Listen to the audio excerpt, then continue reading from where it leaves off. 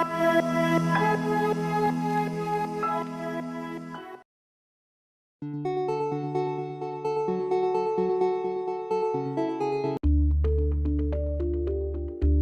Zoller Group is a company of 2,500 employees.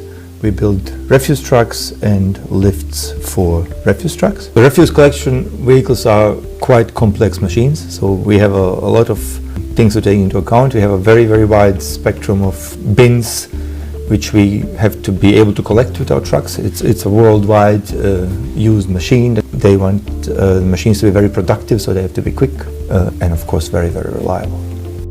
With 3D printing technology, we are able to include surfaces and angles in the parts which we can't produce in the traditional way, and this gave us the possibility to have design elements, but they are also including some functionalities which were not possible before, holding sensors in certain angles, integration of lights, so we can even do more with these covers. We can integrate different functionalities. The big advantage of this having the part so fast is that we can directly have it in the field test on the product, so we are able to get a feedback. We can test the part within just a few days.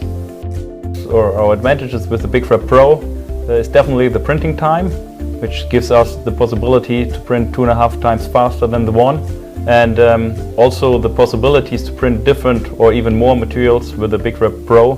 So like the other material, quite nice to have these possibilities with different kinds of materials.